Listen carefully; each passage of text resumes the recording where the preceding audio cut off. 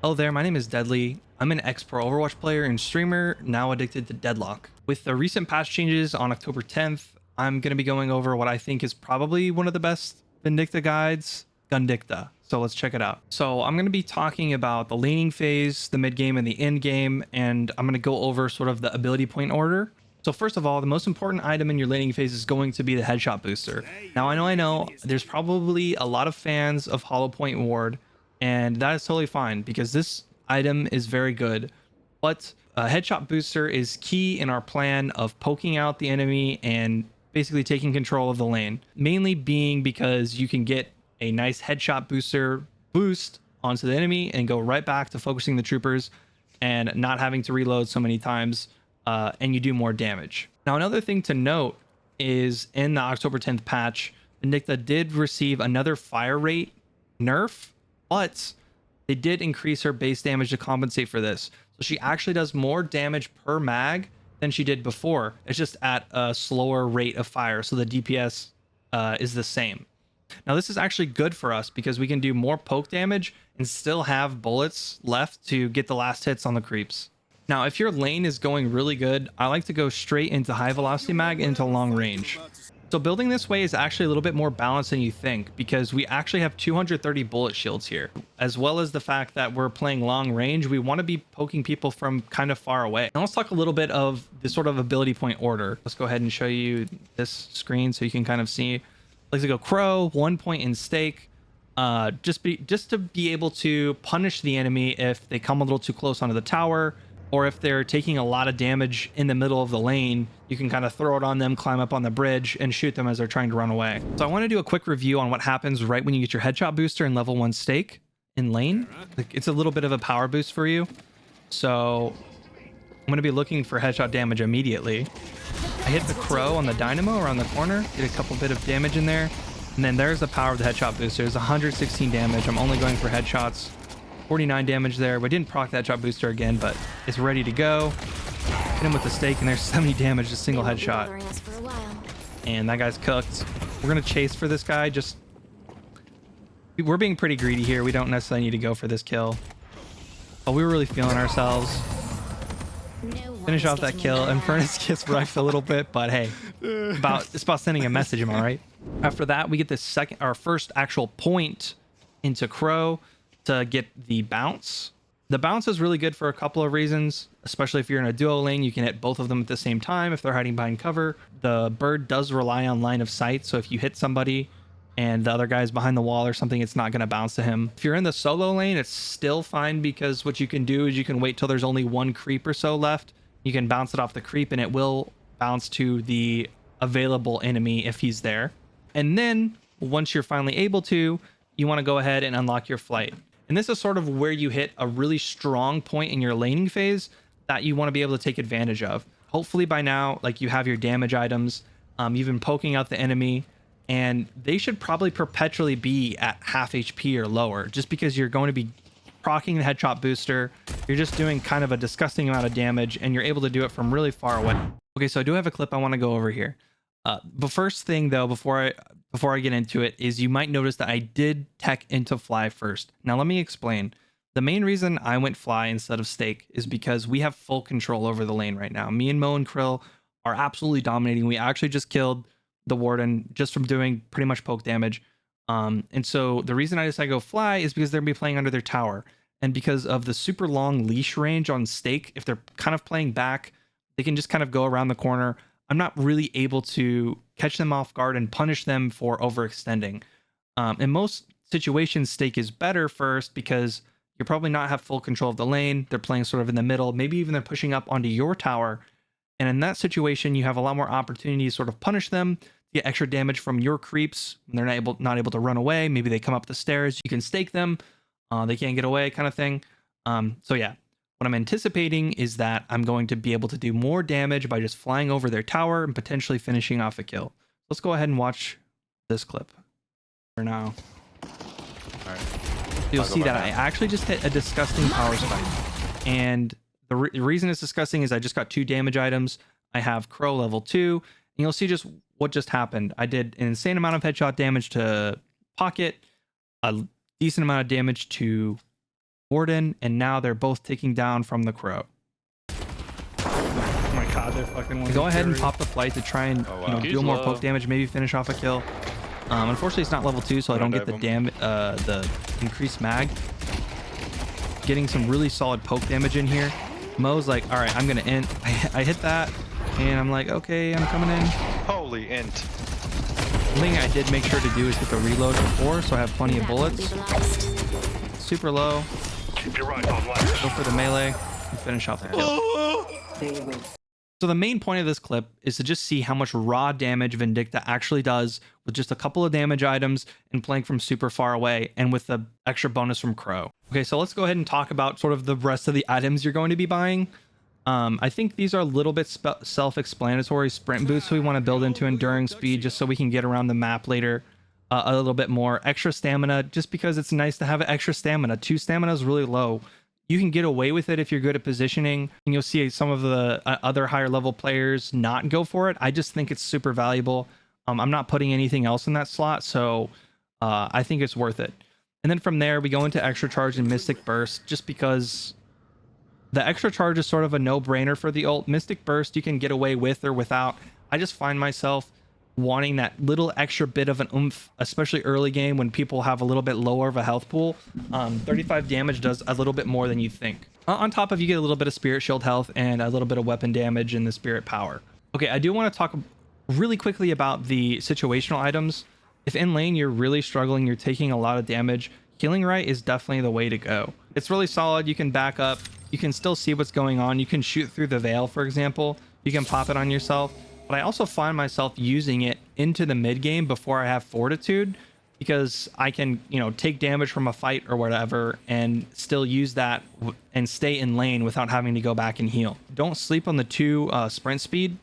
I've gotten out of a couple sticky situations with the +2. You can see it right there, the +2 sprint speed.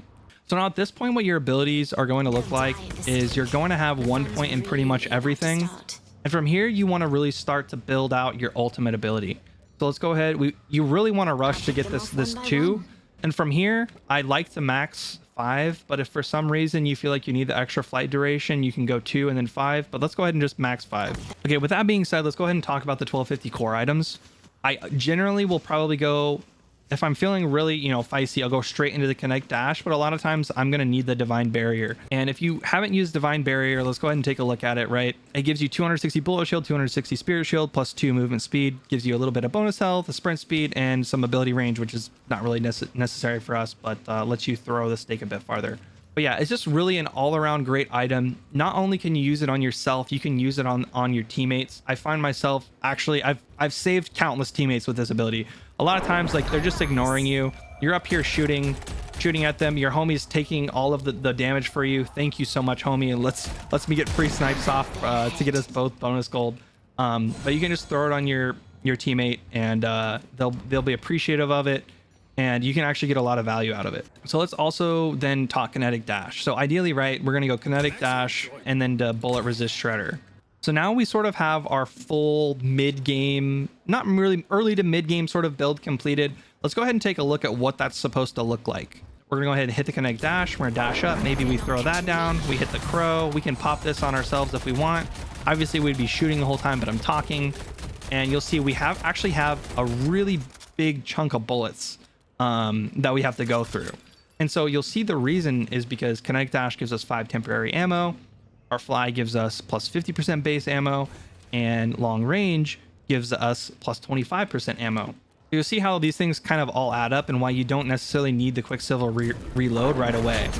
You can pop the Divine Barrier for a little bit of movement speed in the air. It's not as good as it was, unfortunately, and as well as a little bit of tankiness if, say, for example, Great Talon or Wraith shooting spirit things at you. So just a quick clip here. I wanted to show off that early to mid game transition on Vindicta and see kind of what she can do. Let's go ahead and watch. You can see I'm a little bit ahead of everybody. Lady guys here is trying to take the tower, obviously ignoring me shooting the tower. I'm just doing a ton of damage, and then she's just dead. So now that that's sort of out of the way, we can kind of start to move towards the mid-game buy order. Enduring Speed is just a solid all-around item, especially if you're going to be ganking a lot. At this point, I think it's worth sort of talking about your mid-game playstyle. Vindicta is unfortunately really not great at clearing the jungle. But that's fine because there's probably going to be heroes on your team that want to be in the jungle. So what you'll end up doing, after the 8-10 minute mark, whatever the current patch you're playing on is in the future, when they have the jungle creep spawn, you're pretty much going to want to be staying in lane and ganking, and letting the rest of your team sort of clear up those jungle camps. And enduring speed helps with that. And so here I kind of went over why you don't necessarily need the Quicksilver reload right away. So I like to just go straight into the Pristine Emblem. Now, I do want to take a second to talk about Pristine Emblem as being basically the perfect item for Vindicta. Let's go ahead and look at the stats here. We get a base 25% weapon damage. We always get that. And then obviously you get in the top right, you can see the 14% weapon damage just from the item. We get the 12% spirit power and 12% spirit resist. Spirit power is always welcome. We have a couple spirit abilities. It scales really well on our ult, but don't sleep on the spirit resist. One of the main weaknesses for Vindicta is not bullets, it's spirit, because spirit doesn't really have like the fall off damage with, like, for example, Grey Talon's arrow or Wraith's card. They do the same amount of damage wherever it hits you from. Versus bullet damage does fall off, and if you're playing out of the range of an enemy, you're not going to be taking as much bullet damage. So the spirit resist actually does help a lot. And then obviously the kicker is at the end, if enemies are above 50% health, you get another 25% weapon damage, which is just, perfect for us because we want to get people below 50% health so that we can hit them with a snipe and they die. Now I like to go ahead and get the level 2 flight to add, 6 seconds to the duration. It's unfortunate this doesn't cut the cooldown in half the way it did previously, pretty much. So you can still use your flight as an escape. It's just, the cooldown is 40 seconds now versus the 22 or whatever after the level 2 previously. So after we get level 2 of our flight, we're going to go ahead and go into the stake just because we want the more uptime on the stake. Pretty self-explanatory. And from there, then we get the cooldown on the crow. And this is about the same time when we go for burst fire. We generally probably are going to be picking up the Quicksilver reload. Just because the burst fire does, buff our attack speed a bit. You can see it's still kind of hard to get through all of our bullets. We do get rid of it decent enough, but then we can go ahead and just pop the crow and we're back into a lot of damage. So I didn't really talk much about burst fire, but it's just insane DPS. You get a slide distance, which is bonus, and you get a little bit of move speed. It's just a really solid item all around. Super core item, almost as good as Pristine Emblem on Vindicta. Now from here, I do like to go Fortitude. You do get a bit of weapon damage when you're above 5% health, and you also get the move speed. Now, when you're playing Vindicta, right, you're pretty much playing the back of the fights. And so you don't want to be below 75% HP. So you're going to have this buff most of the game. I think it's worth foregoing, any potential damage buffs to go ahead and take a second, get the extra move speed, get a little bit of extra damage and the extra health. And this also doubles. You're going to take damage eventually. And then when you do, Fortitude will restore that HP so you don't have to go back to spawn. So now that we sort of talked about mid game, we can kind of talk about sort of the late game. Now this is where we have a couple more decisions to make, right? If, say, for example, they have like a Shiv, Pocket, and Furnace, and maybe they have a 7 who has knockdown and 2 double stuns. This is certainly a decent time to consider getting debuff remover. Unfortunately, we want to build a ton of gun damage, but debuff remover is really good for us. It gives us a little bit of stats, and if you do purge something, you do get a bit of a bonus movement speed. So it's just something to consider. Always keep it in your back pocket. Let's get back to the juicy stuff. Now is when you have to take a look at yourself and how you're playing, how the game is progressing, and ask yourself, if I get glass cannon, can I maintain the charges and can I get more? So if the game, you're kind of starting to steamroll, this is when you go for the glass cannon, and it's going to be disgusting. You want to go for the kills. I don't care if you get them with snipe. I don't care if you get them with the bullets. Just build your glass cannon stacks and it's going to get really crazy really fast. From there, it's good to go sharpshooter just because we're already playing from far away, but you get more damage from farther away and you get more fall off. So it's really just a no-brainer. It builds in nicely. You don't need an extra item slot. It's super good. Now, if you want to be slot efficient, I think Headhunter is a pretty solid item. It's not the best item in the game for Vindicta. I think you could probably swap it out for like alchemical fire or toxic bullets if you really needed it. But I still think Headhunter is really good slot efficiency, and especially because the next item that I like to go is to go crippling headshot. So kind of just ask yourself, like, okay, can I build up to a crippling headshot? Do I not have it and we're going into a fight and I want a small power boost? just go ahead and grab the headhunter, especially if maybe you don't have a flex slot. And then from there, crippling headshot is just disgusting. You get the bullet resist, spirit resist on the headshots. You're going for the headies, you're hitting the headhunter. By now, you're pretty much destroying. The game should be over, but if it's not, you can continue going. This is probably kind of what my sort of semi in-game build looks like. I think like if you're at this point, right, and you have a lot of stuff going on, it's probably worth maybe just upgrading your stamina and then just selling the kinetic dash for like lucky shot or something. And this is probably like about as in-game as it gets. If you're feeling like you want some lifesteal or something, you can go the vampiric burst. The move speed's pretty good, so just something to experiment with. Let's go ahead and talk the final ability point order. I think Crow level 5 is just really disgustingly good, so it's always worth going Crow level 5. And then from there, you know, we can hit the disarm, and then we go into the flight as last. The 12 spirit bit damage for bullet is kind of negligible late game. I do want to touch a little bit on the other situational items. Improved burst has been nerfed a little bit the past couple patches, so it's not quite as good, but it is definitely noticeable. If you talk 7% max health bonus, that's another 150 damage on a 2000 health target when they're below half health. So it's not nothing. I've definitely confirmed some more kills with it, but I find myself not using the ult nearly as much into the late game. So it's just really not necessarily worth it. If you want to be a little bit more ult focused, you can go improved burst into rapid recharge. And rapid recharge, I would not sleep on it if you like using the ult, because the key thing is, check this out. You can shoot once, shoot twice, really quickly. And lastly, to talk about heroic aura. It was really fun when you get the full bonus movement speed from everything in your fly, but you don't. It's a good split push item. It's something to consider, maybe as an alternative to headhunter. If you want to play around with your actives, or you know, a little bit more move speed, it's still really, you're still really fast on the ground. So I do want to talk a little bit about playstyle, right? Especially into the mid game and late game. You have some HP, right? You can take a little bit of damage, but you're definitely not a frontliner. The unfortunate thing about Vindicta is that she does rely on your team initiating somewhat. I mean, obviously you can call ganks and voice chat, all that, but if you don't have a front line, it's going to be really difficult to really capitalize on the enemy's positioning, errors, etc., etc. Especially because flight is not really infinite anymore unless you build it that way, and I just don't think that's optimal. You really have like a set amount of time. Like you have your 20 seconds where you're flying, and then it's going to be 20 seconds of downtime.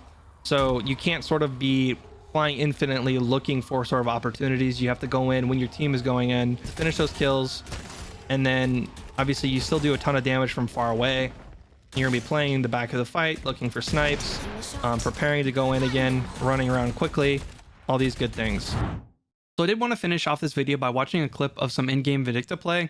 I'm not particularly ahead in this match, though our team is ahead. I think it's just a good look at playing Vindicta here at the end of the match and how you should kind of position yourself as you're trying to go in and finish off their patron. So we have one person down. We actually do have 2 kills, so I'm kind of wanting to stay aggressive here. I'm gonna push the pocket back, go for the headshots when he's floating like that. You can do a ton of damage. I don't quite kill him, but he's in the base for now. Going for headshots once again. You can see going for the headshots definitely pays off. I missed the snipe and I just finish off with bullets. It's fine. I'm actually almost frontlining for my team here. I see they've backed up completely, and I'm still wanting to hold the line. The pocket comes back in. I can't quite live, but that's fine. We do finish off the shrine, and so now I'm looking to try and deal damage to the patron. I pop the healing right because why not? I want my health back. A little bit of healing. Now I'm going to be focusing the patron just to get it down so that if we do get any more kills, we can finish the game off. I hit my kinetic dash just to do even more damage. So there it is. Now my team's frontlining, and I'm going to look to go in with my next flight once it's off cooldown, and now it's off. You can see they're focusing the paradox right here. Try and get some damage off on him. Pocket is knocked up, so focusing there. Finish off a couple kills in base. Shoot the haze as she's ulting. I do get the headshot on him, so he's super weak there, and then he dies. So that's it. Thank you for watching. If you have any questions, I'm happy to answer them. Just leave a comment down below and subscribe for any future content.